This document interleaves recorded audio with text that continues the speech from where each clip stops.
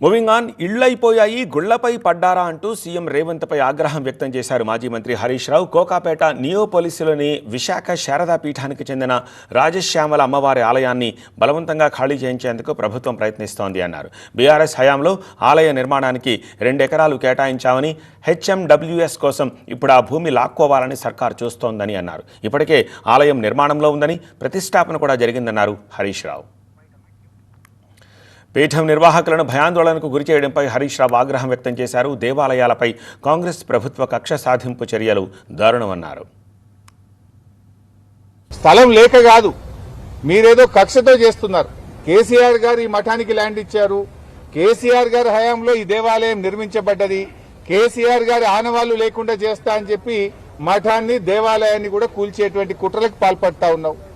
ఇలా కేసీఆర్ ఆనవాళ్ళైన రైతు బంధు బంద్ చేసినావు, కేసీఆర్ కిట్టు బంద్ చేసినావు, ఫీజు రియంబర్స్మెంట్ బంద్ చేసినావు. చివరికి ఆ గుడిని, మఠాన్ని కూడా వదిలేవా నువ్వు? ఏ రకంగా ప్రశ్నిస్తారు? ఏసీపీ గారు వచ్చి ఏ రకంగా భయభ్రాంతులకు గురి చేస్తాడు? దానికి పద్ధతి ఉండదా? భూమి తీసుకుంటే నోటీస్ ఉండదా? ఇండ్లు కూల్చుడు అయిపోయింది, ఇక గుళ్ళు కూల్చడానికి బయలుదేరింది. హైదరాబాద్ లో హైడ్రా పేరిట పేదల ఇండ్లు కూల్చినావు, నిన్న ఖమ్మంలో ఇల్లు కూల్చినావు, ఇప్పుడు ఇక హైదరాబాద్ నడిబొట్టున దేవాలయాలు కూల్చడానికి పాల్పడుతున్నావా?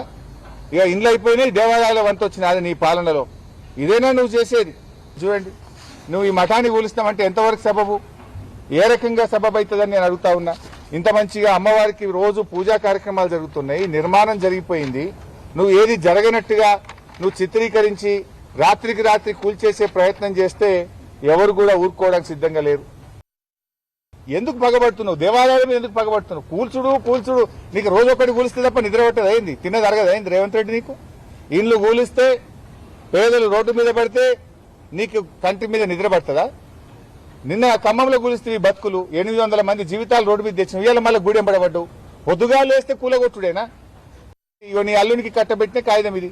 239, 240 సర్వే నంబర్లో పక్కనే భాగ్యలక్ష్మి మినరల్స్ పేరు మీద నీ అల్లునికి అక్రమంగా కట్టుబెట్టిన కాగితం ఇది. ఇది నేను నోటి మాట చెప్తలేను, ఆధారాలతో సహా చెప్తున్నా. పక్కన 17 ఎకరాల భూమి, రోడ్ అవతల 17 ఎకరాలు ఉంటుంది. నువ్వు రోడ్డు అవతలకి 2 ఎకరాలు ఎందుకు ఉంచుకుంటున్నావే? ఎందుకు ఈ శారదా పీఠం మీద పగబట్టినావు? ఎందుకు దేవాలయాల మీద పగబట్టినావు?